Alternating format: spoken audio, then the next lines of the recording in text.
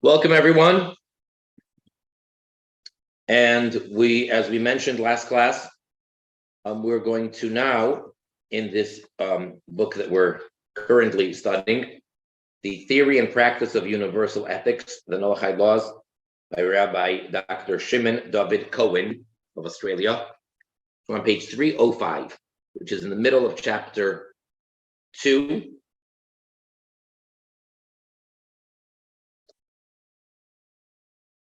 Sorry, part 2. Middle of part 2 of the book, chapter 11. And we're in the subsection, letter F, killing in defense. Again, because of the ongoing war in the Holy Land of Israel, and that's obviously on our minds and our prayers for the victory and the success of the Jewish people, and it should be swift and miraculous. So there are a lot of questions one can ask. So right now we're going to touch upon a little bit of that, not too much, and then we can discuss and so forth. So there's a concept in Jewish law called a roidef in the biblical term, in the Talmudic terminology. Roidef, which means a pursuer. If someone is chasing after someone else, if someone is pursuing someone, and the classical case is someone is trying to kill someone else. So then the general law, before we go into any detail, is that the victim or the potential victim, one being chased, being pursued, may and must protect himself or herself. If they are able to protect themselves by only injuring the aggressor, then they're not allowed to kill the person, and they have to only injure them. If, however, the only way to stop the aggressor is by killing them, then they must kill the aggressor. Furthermore, not only is the person who's being chased after, who's in danger, but even any bystander who sees what's going on is also obligated to step in, and the same rule applies. If they can stop the aggressor by wounding the person and not killing them, that is all they're permitted to do, and they must do. If, however, they cannot stop the person other than killing them, then any bystander has the obligation to do so and to save the person by killing the aggressor. If one was not certain whether it was necessary to kill the person, or if one tried to simply wound them, but in doing so they actually killed them, they are exempt, and it's not considered murder. They did nothing wrong, because in such cases we have to protect the victim, and if in doubt, so you have to be strict for the benefit of the victim. Okay. That applies, generally speaking, for a Jewish. I'm going to speak for a moment for the Jew. That applies if the pursuer is chasing the person for either killing them,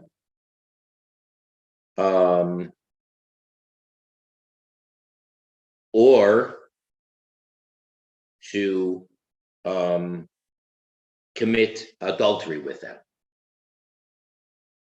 So in either of those cases, you have to stop the person, even if it's at the cost of the pursuer's life.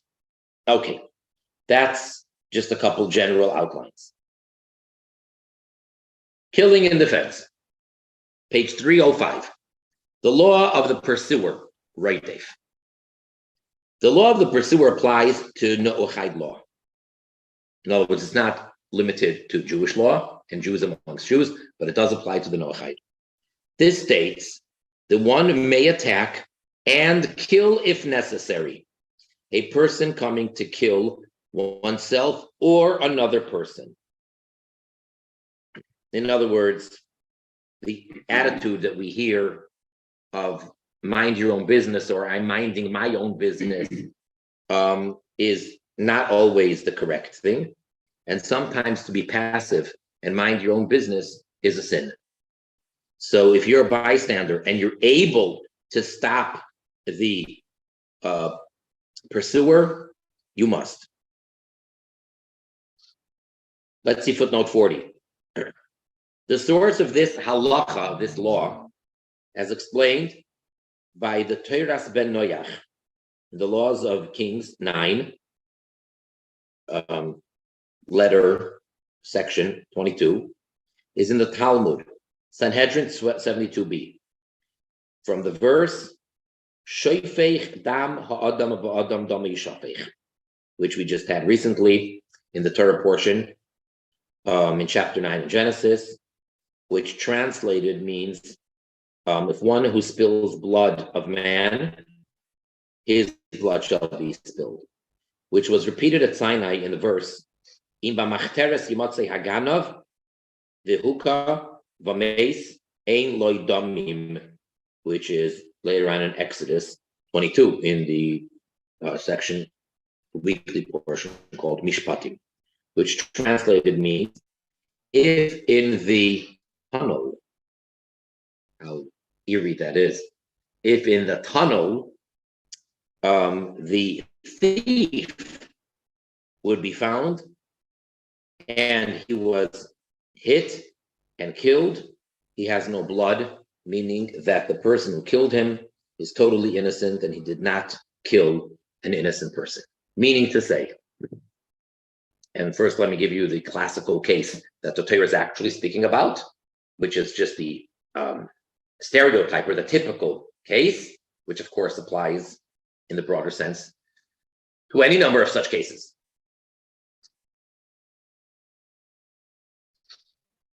There is a thief who wants to break in and steal money. He's not coming to kill, murder, or rape anyone. He's simply coming to steal property. He wants to steal items, money.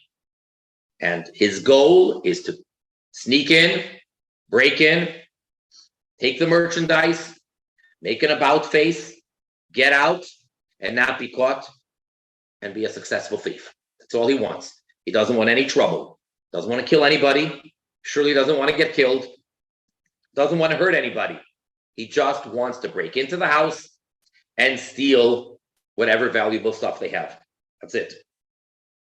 In order to do so, classically, you make an underground tunnel. From outside, you dig and dig and dig all the way down underneath the person's private home, and then you come up at some point over there, out of the tunnel. That's how you broke into the person's house. And once you're in their property, start stealing, and then go back into the tunnel and go out. If the person was found in the tunnel on his way into the house, he's on his way to steal, and the owner of the house, of the items, the potential victim of robbery, asks no questions, gives no warning, if he murders intentionally this thief who's on the way breaking in, clearly intended to kill him and killed him successfully, the owner who killed him is innocent and not liable for committing murder. That's the case. Now, the way the Talmud explains what's the logic, very interesting. This thief, who doesn't want to hurt anybody and doesn't want to get hurt, understands that he might get caught. in the act. And if he gets caught in the act, some people, the owner, may not want to allow the person to steal, and he may try to protect himself. And by doing so, he may take a weapon and try to harm or kill the thief. Therefore, what would the thief do then in self-defense? He would then be in a position where he would feel the necessity to protect himself and kill the owner of the house. Therefore, we don't have to wait for all those steps to have happened. We don't have to wait for that. Right now, as he's breaking in, he is called a pursuer who's coming to kill, even though that's not his intention. And in the world of theory, he wishes that no one's home and no one would catch him. Doesn't matter. He knows that there is that possibility.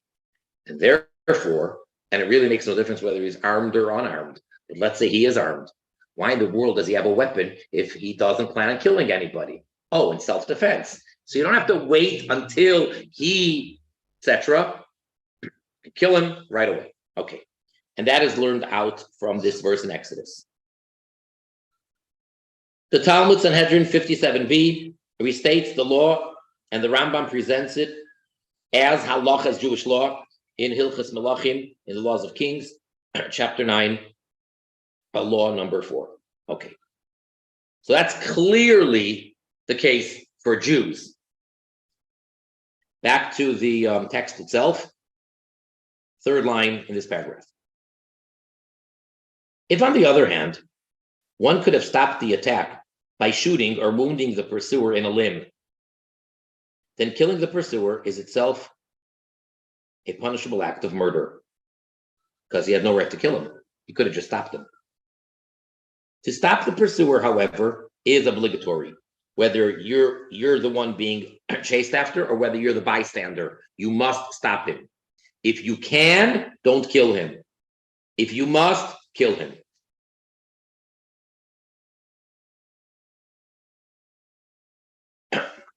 Let's finish the paragraph before we go to the footnotes. In Noahide law, one may kill if there is no other way of stopping a pursuer who is intent specifically on murder, or who could be calculated to kill in the course of his or her actions if faced with resistance, what I just explained at length. But not one who is intent on some other crime, such as rape. So for a Noahide, you cannot kill the pursuer. Now, very important. Let's see the footnotes for that. Footnote 42, where we said it's obligatory to stop the pursuer. Whether it is mandatory upon humanity or simply permissible to intervene against and kill, if necessary, the pursuer of a third party, meaning the bystander doing it, not of oneself, is a matter of dispute. The Minchas Chinuch, which is a book that is a commentary, very detailed commentary on another book, which lists the 613 commandments and devotes a paragraph for every one of the commandments, just as Maimonides did. So there's another book called the Sefer HaChinuch. Now, the Minchas Chinuch is a commentary on that, which he really goes into lots of details on each one of those commandments. And the Minchas Chinuch states that it is only permissible, but that the bystanders are not obligated to mix in. So a person could say, I'm minding my own business. Rabbi Shlomo Zevin argues that it is mandatory. Rabbi Bleich cites a variety of halachic authorities, and then he gives you a whole list over here. End of the, turn the page, and end of the parentheses, in support of the position of Rabbi Zevin. In other words, Rabbi Bleich, he is pretty much supporting Rabbi Zevin's approach that it is obligatory on the third party, on the innocent bystanders, to mix in and save the person. Even according to the position of the Minchas Chinuch, that there is no commandment to save the victim in Noahide law, it appears that doing nothing to save a victim could be negated on the grounds of basic social rational values. So he wants to really say that, yes, you may not be technically obligated, but it could be another problem. Okay, so because for the Jew, it's clear. Within Jewish law, the bystanders must mix in. And it seems like that's what we're saying with regards to the Noachites as well. Okay. Then we said, but it's only if the person's life is in danger, if it's a matter of murder or potential murder, but not one whose intent is some other crime, such as rape. 43. The verse requiring defense of the victim to the point of killing of an attacker about to perpetuate a sexual offense, which is in Deuteronomy, does not apply to humanity at large. In other words, that's clearly only for the Jew. So here would be a difference. In other words, if someone is pursuing someone to rape them, so then the bystanders, if it's Noachites, are not allowed to kill the pursuer, is what he's saying, and neither would the person themselves. The problem with that is that why is that different than the thief? I'm not sure. In other words, just like any rapist is a potential murderer, because if a thief is a potential murderer, so too, if the person tries to protect their body themselves, so then, and they try to kill the pursuer, then he would kill them first. So I'm not sure, but the way I would, yes. But is footnote 43 referring to rape, or is it referring to improper sexual activity? Rape. Deuteronomy 22:27 is talking about a case of rape. Mm-hmm. So I guess the way to explain it is, practically, if the person's life is in danger, then yes, they can stop the person, even by killing the pursuer. However, if it's within the category that the person is trying to murder them, not just something else, then it's directly obligatory to save oneself or to save the person. Whereas in the other cases, it's sort of a step removed.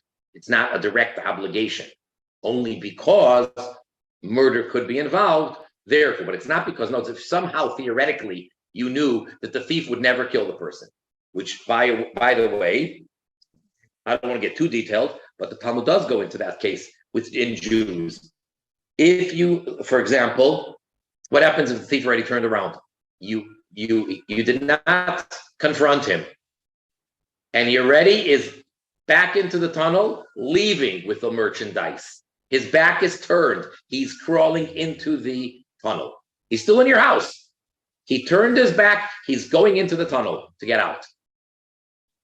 Then you cannot kill him, because at that point, he's no longer in that same situation.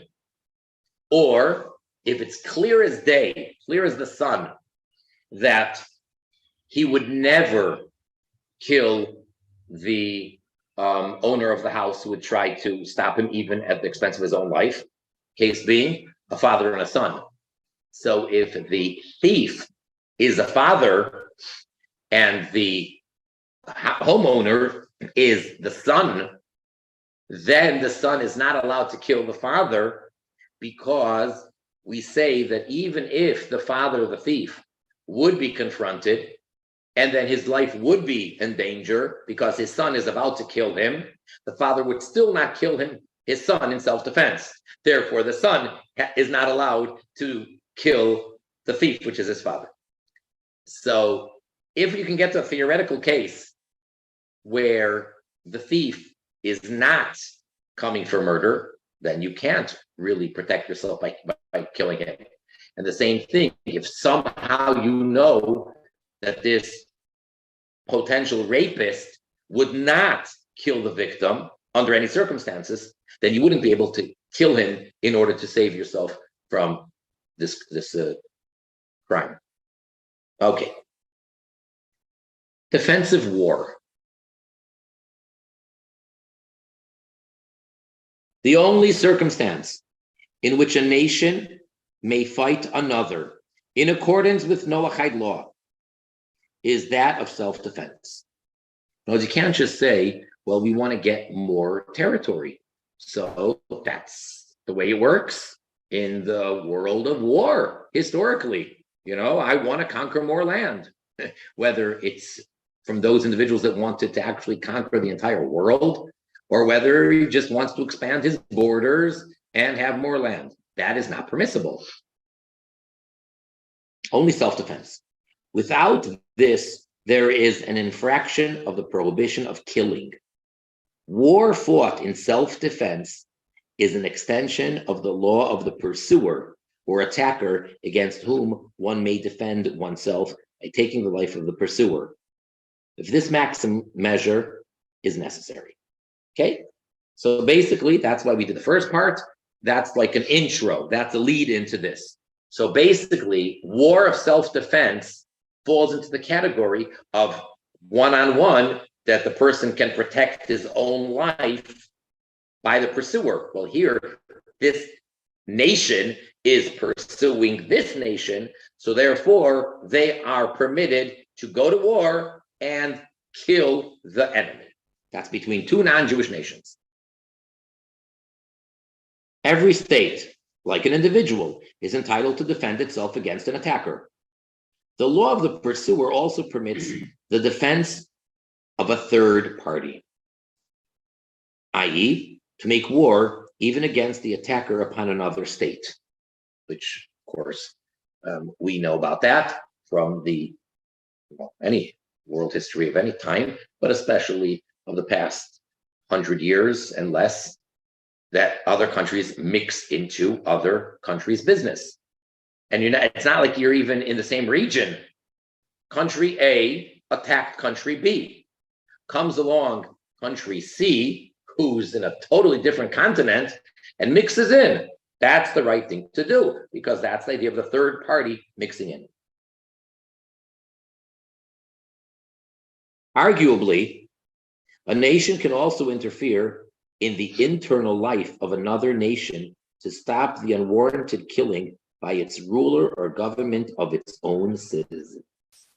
So that gets a little bit more complicated, but hey, if you have a corrupt government that is inappropriately killing its own people, so it's not a war between two countries, it's just a corrupt government. So then an outside country, an outside government, arguably can come in and set things straight. And that is, as you see in footnote 45, the 2 cents, if I may say so, the opinion of this Rabbi Cowen. That's his own thing that he's saying. He doesn't, I mean, he tells you where to, look up, where Rabbi Bleich doesn't exactly agree with him. He's basically saying that this is his opinion, even though the reference to Rabbi Bleich is that it's not so. Okay, so that's a matter of disagreement between these modern day authorities, if you will. It has been pointed out that when states use terrorist agents, and weapons, missiles, which can travel with great speed from great distances and with terrible impact, one cannot simply allow the rule of defensive warfare in terms of waiting for a border crossing or a military strike in order to respond. In other words, you don't have to wait until they shoot the first missile. The concept of defensive war has to be extended to include concepts of preemptive and preventive war, once the imminence and proximity of threat has been established. Defensive war may necessarily contain moments of offense. One may have to take initiatives against an enemy in the overall context of protecting oneself from that enemy. Similarly, the policeman can attack the fleeing felon whose resistance to arrest poses danger to society. So even though legally it could be a whole different story, and the policeman might get in big trouble if the person didn't shoot first or at least didn't threaten, doesn't matter. Here you have a person who is a threat to society and he's running away. So he's a pursuer in general, even though at this moment he's not doing anything, but he is. Whatever, he's dangerous. So therefore, you don't have to wait or whatever. But getting back to the two countries, sometimes, and this is unfortunately for political calculations, and that's where it gets really very sometimes ugly, or you don't like that word, unfortunate and complicated or sticky, because you have the military approach and professional calculated opinion, and then you have the political one. You're not allowed to follow politics when it comes to lives. Although the argument that the politicians or the philosophy of the politicians would be that in the bigger scheme of things and in the long run, the reason for our political position is to save lives in the long run. That's an unaccepted argument because you have to deal with what you have right now. And you have to save the people now and not be concerned with what's going to happen a generation later or 30 years later or in a month from now. Right now, if someone's life is in danger, you have to save him. And that applies on many levels, even personal levels when it's not a matter of war. It applies by Jewish law in ethics of lives, all sorts of things. In medical, it applies across the board. Basically, without going into details, because there's obviously exceptions, and each case is case by case, but in general, you have to view the current situation of saving lives. Now,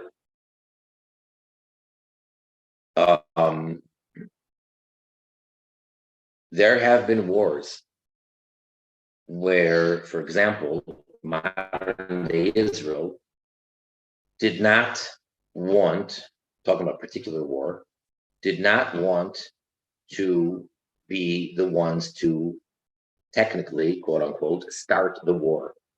And this was, of course, for political reasons. They were afraid that the world would come down so hard on them and they would be viewed as the aggressors, etc., etc. So therefore, they felt the need, which is very painful, very sad. They felt the need to wait for the attack to begin, which, again, I understand their calculations, and they did it with a heavy heart, and all the things one can say. And it's easy for anyone who's not in that position at the time. You're not part of the cabinet, that government who has to make the decision. I get it. Having said all of that, speaking completely objectively, what is the right thing? What does it say in the books? What is the correct thing to do is not to be concerned with world opinion, even if you need, let's say, the US to be on your side and to be your friend and not to get upset that because you're getting so much everything, money and support, etc., etc. You're not allowed to act upon those calculations. When lives are in danger, afterwards, try to do all of the explaining, do all of the apologetics afterwards, however stupid politics works. But to save lives, you have to do whatever it takes. And that means to be proactive and to be seemingly not just defense, but to be on the offense. That's what needs to be done. And that saves lives. That's a fact. So if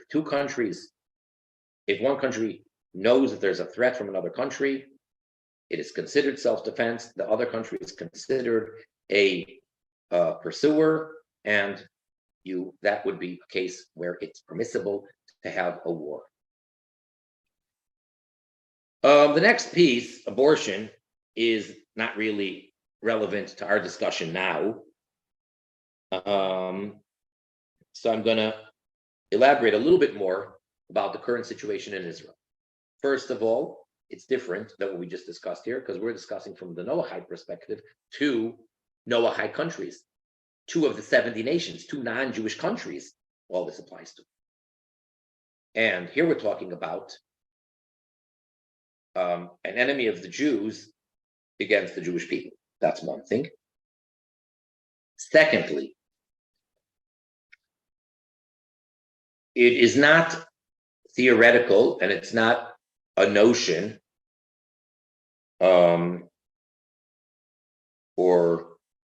it's not a theory.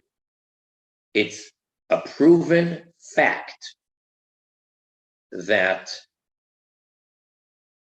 the Arab countries that surround Israel are a danger to the lives of the people in the land of Israel. And I just want to very briefly make very clear there are 2 parts to the war, any war, this war or any previous wars, to the war of the land of Israel.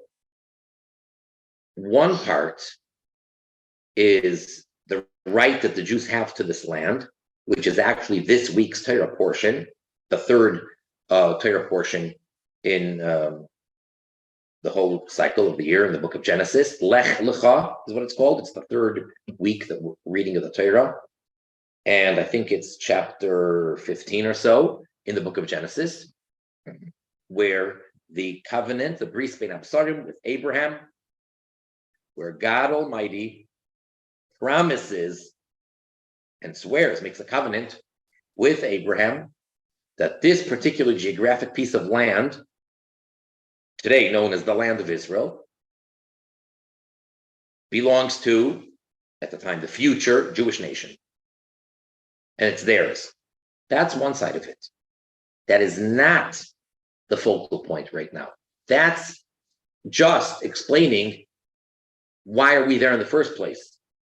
That's not at all the focal point. The focal point is 100% lives. Lives, safety, security. So theoretically, if, in this case, the Jewish people would be living in any other country, in any other state, and lives would be endangered because there's enemies around them, same would apply. So it's not that we're fighting because of the land belongs to us. That's just an answer, and that's a very important point for a different discussion. But right now, the point is exclusively saving lives. And from a security standpoint, and by stressing so, what I'm trying to answer is a possible question one may have is, what part is actually part of the biblical land of Israel? Is Gaza, in fact, all part of Israel, which it is?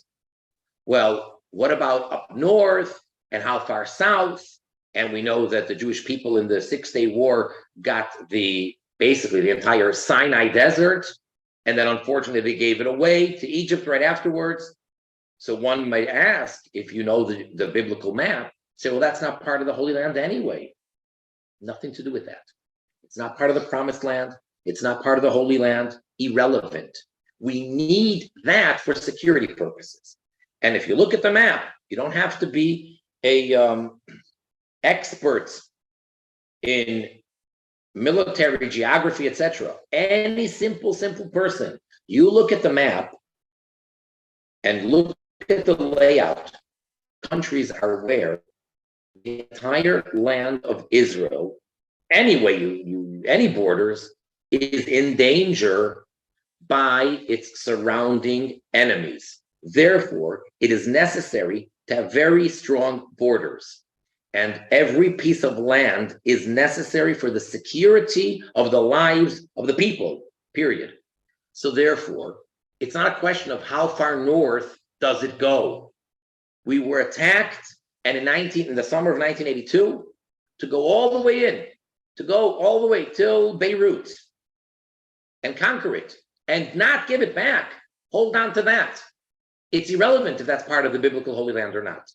And the Sinai, we need it. And I'm not talking about the fact that we need it because of the oil and all the financial stuff. That's secondary, very secondary. That is, I don't even know what to call it, buffer zone. That is an area which will protect and keep away the enemy from that side. So it don't mix in. You have to understand that it's not because of the holiness of the land. It's not because of that. But what's necessary is to protect lives, and therefore we have to have the entire area. And that means that now what they need to do is not just to, what's the technical word they use for subduing the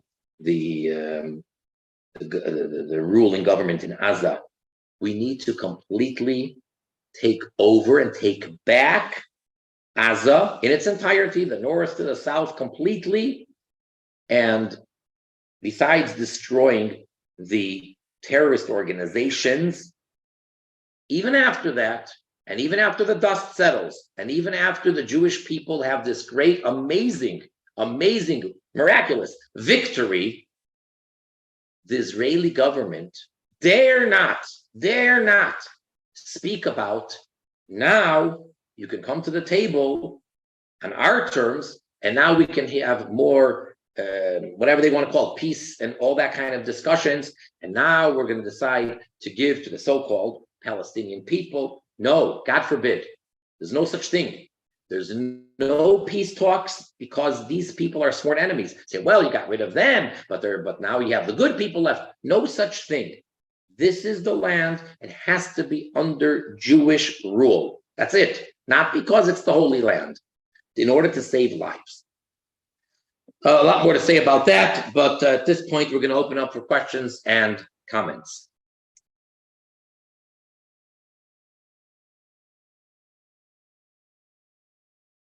I have a question. Yes. Rabbi, so eventually Palestine will cease to exist. Is that what you're trying to suggest in the future? Okay. First of all, historically, when did the term Palestine begin and end, and when did it become renewed? Who are Palestinians? I'm old enough to remember that there was no such thing. They're Arabs, and there could be, there's all sorts of Arabs. There's Egyptian Arabs, there's the Yemenite Arabs, and all the other dozens of countries in the region over there, and they're all Arabs, different Arabs. There's Egyptians, there's Syrians, etc., etc. Palestinians? No, that's what the land of Israel was called until 1948. It was called Palestine. And after that, the secular Zionists, who then were voted in by the UN and now started their own country, an independent country, and then immediately were attacked and had to fight against the British that were ruling at the time. But that's when it became called Israel. So no longer is it called Palestine, but it used to be called Palestine. Okay? So now, who are Palestinians? Who are they? Where'd they come from? Which country? So you're going to tell me these are Arabs that were either born in the land of Israel before 1948, or they're their children and grandchildren. So they're called Palestinians. There was never such a nation in modern terms, in modern days. It's a made-up term. That's number one. Number two, yes, the Palestinians have no right to have any type of country, government, or anything in the land of Israel. I mean, I'm not saying that they can't come to Oregon or Texas and make some kind of an agreement with the United States and Washington, and then give them a state called Palestine. I mean, I wouldn't like to see that, but if that's what's done, and they're make sure that they're well behaved and they don't have an agenda to hurt anybody, okay, so then we can have Palestine as the one of the states in the United States or whatever. But in the land of Israel, there's no such thing. So that is what I'm saying. Yes, after this war, no such thing as a Palestinian state in the land of Israel. There's no two-state solution. It can't work, and it would never work. And we knew that all along, and just nobody in their most horrific nightmares imagined or wanted to dream of such a terrible outcome. But we definitely knew that it was dangerous. And I remember time and time again, I remember the Camp David Accords in 1977, 78, 79. I remember Oslo. And I remember the tragic day when the Jewish people were deported and uprooted from their homes in the area called Gush Katif. At the time, we all knew that this is literally endangering the lives. When you say endangering the lives, nobody imagined the extent of what they did, of what had just happened less than 3 weeks ago.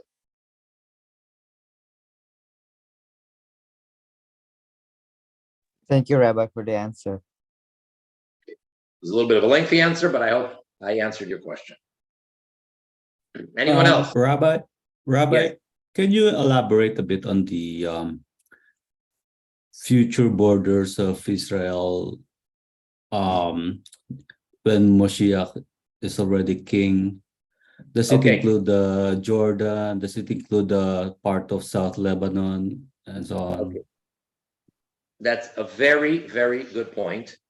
And I'll address it briefly, but really, maybe one of these weeks, we should actually devote the whole class to it with a map, which I don't have in front of me right now. And it's very timely for this week, actually. In this week's Torah portion, as I mentioned, in the covenant, the Bris Bein HaBesarim, covenant of covenants, God promises Abraham, and he lists by name 10 nations. The first 3 he lists says the land of the Canaanite and the Kenizi and the Kadmoni. And then the next 2 verses go on to list the other 7. One of which, number 8 of the 10, if I'm not mistaken, number 8 is Canaani, the land of Canaan. So you have 10 nations mentioned. And we're given the borders, and in more detail, much later, towards the end of the book of Bamidbar Numbers, they're really in detail given the exact borders of the biblical land of Israel, which is important for the Jews to know for a number of reasons. For one, so many of the laws only apply in the land of Israel, laws of tithing of the land, and many other laws. So you got to know what the borders are. I mean, it's possible that a person can have half his field within the land of Israel and half outside the land. Very different laws. So we need to know the borders of the land, and it's very clear what the borders are. You follow the verses, and you take a look at a map, and it's very clear. Now, that does not include the first 3 nations of Canaan, Kenizi, Kadmoni. Those 3 nations, which in other words are known, fast forward, when later on Lot is going to have his 2 children in coming up later. So there's Ammon, Moav, and then Edom, which is Esau, which is Esav, the Edomites. Those 3 nations, Ammon, Moav, and Edom, are synonymous with Canaan, Kenizi, Kadmoni. It's just a different name, but it's geographically, that's the same location. And that is, again, I don't have a map in front of me. It's basically Transjordan. It's these 3 nations are more in land than the 7 nations are. So the additional, it's not, don't think, well, it's 10 equal parts, and now we have 70%, and we're going to get the other 30%. No, it's much, much more. And it's to the east of the Jordan River, and it goes pretty far east. And it goes north and pretty far south and very far east. So we'll have to dedicate a different class to actually try to map out clearly and show you on the map what it is.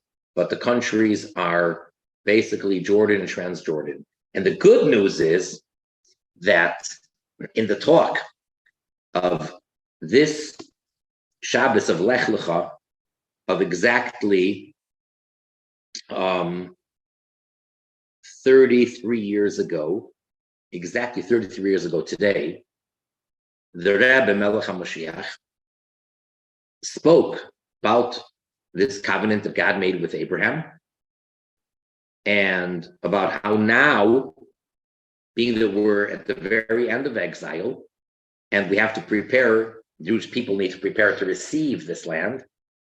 And then it's when you read it, you see this, obviously we believe that everything that he says is prophetic, besides the actual prophecies. But when you read it, you look at it, wow, it's like he's talking now. And the statement that he makes is that those 3 lands of Keni, Knizi, Kadmoni will be given by the nations of the world to the Jewish people without any war necessary. Quoting from the Rama, from Maimonides, that in the Messianic era, there won't be any, and then he says, etc. And one of the things that Maimonides lists that there won't be is war. So the comfort that I'm taking in this very difficult time that we're in right now is that, unfortunately, there is this very terrible, scary war going on, and that's involving Gaza to the west, and whatever is going on all the way in the north. And then you have Yehuda Shomron, Judea, Samaria. But the expansion, which means there's going to come a time very soon, and hopefully it's going to be immediate, where whoever, the Jordanians, whatever, he says the nations of the world, so whether it's through the UN, however it's going to be, they will, words he uses are darkei noyam v'darkei shalom, in a pleasant way, in a peaceful way with no war. They're going to give it over. So many things, this is what I say, many things, until they happen, we can't imagine that they can happen. And once they happen, a lot of times our reaction is, okay, well, yeah, it could happen. The proof is it happened. A lot of things. I mean, anything. I don't mean to get controversial, or if any of you believe any of these conspiracy theories, but let's just assume that the man landed on the moon and that that's not made up. I know some people say that Neil Armstrong never really landed on the moon and nobody really did. The Russians didn't, we didn't, nobody did. I get it. Let's just assume that the man landed on the moon. Until that happened, that can't happen. We can't land on the moon. But then when it happens, it happens. And now, hey, big deal. So once something is done once, same thing with anything. The Wright brothers, until they succeeded to fly their airplane, you can't fly without having something connected to the ground. How could you just have fuel, just fly? That's impossible. That's a fairy tale. Anything is like that. So in this case, if you were to tell somebody 30 years ago, 33 years ago, when the Rabbi Melech HaMashiach said it, tell someone that the nations of the world, okay, I don't want to put words that he didn't say. He said, Umay So'ilam. So I'm not saying Jordanians, the nations of the world will willingly, pleasantly, and peacefully, without any war, give this expansion to Israel. That sounds like impossible. It's like saying to somebody who lived in communist Russia, do you know that communism is going to fall and there won't be any bloodshed and it's going to happen pretty much overnight? They're going to say that that's impossible. And that's basically what happened. So we know the facts. You want to call it a prophecy? Fine. I have no problem saying that the Rebbe Melech HaMashiach said this is a prophecy as well. He didn't say it's a prophecy, but then again, most of the things he said, he didn't spell out at the time and say this is a prophecy. That's what he said 33 years ago today, that the added land that God promised Abraham that we never got yet, only in the future by Mashiach, will be given to us by the nations of the world, willingly, pleasantly, peacefully, with no war. Any questions? James Gusno? Yes, James. Hi, Rabbi Turin. So I've been seeing a few things in the last three parshas, and they're cyclical. I want to know if I'm on the right track. Are these three cities the cities of refuge? Are they going to be like cities of refuge? Do you know? In Keni Knizi Kadmoini? Yes. Okay, good point. So basically, we had until now, these, I'm not talking about all of the cities of the Levites, which also served the cities of refuge, but we had until now, biblically, 6 cities of refuge.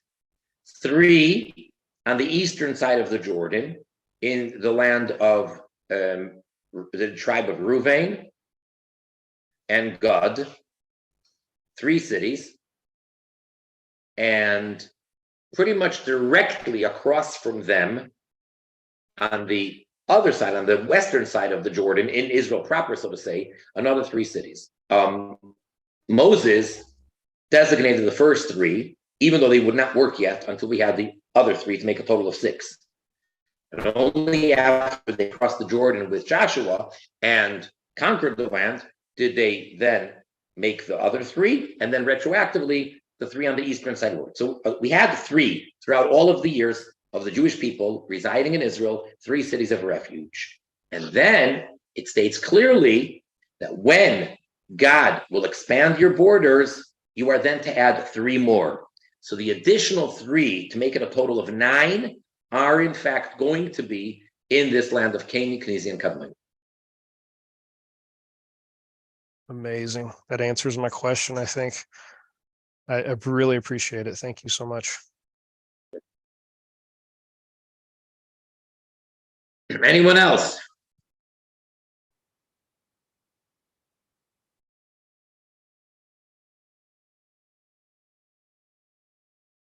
James, the other James. James Springfield.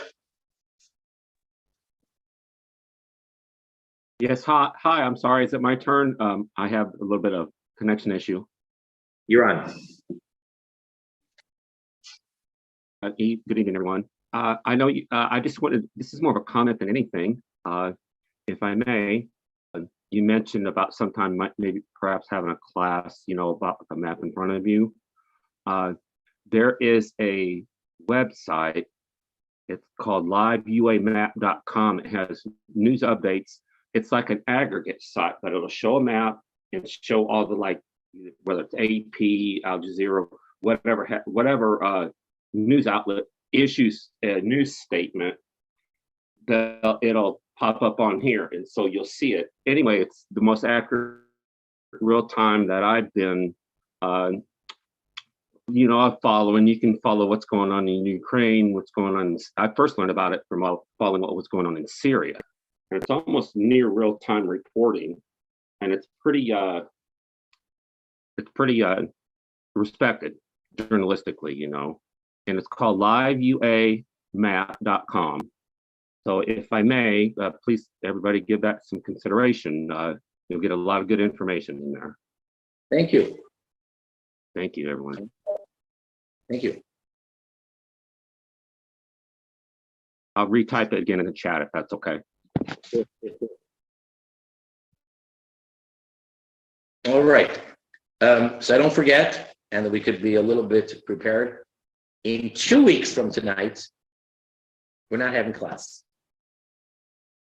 Okay? I will be away. What's the date of that? 2 weeks. We have a calendar right up there. 2 weeks from today, we will not be having class. So we're looking at next week. However, the following Thursday.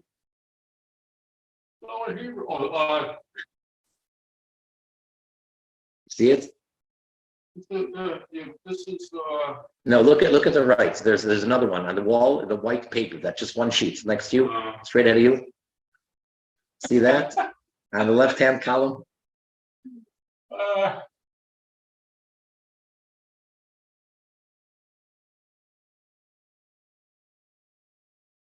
not sure. Okay, I'll take a look. Be right back.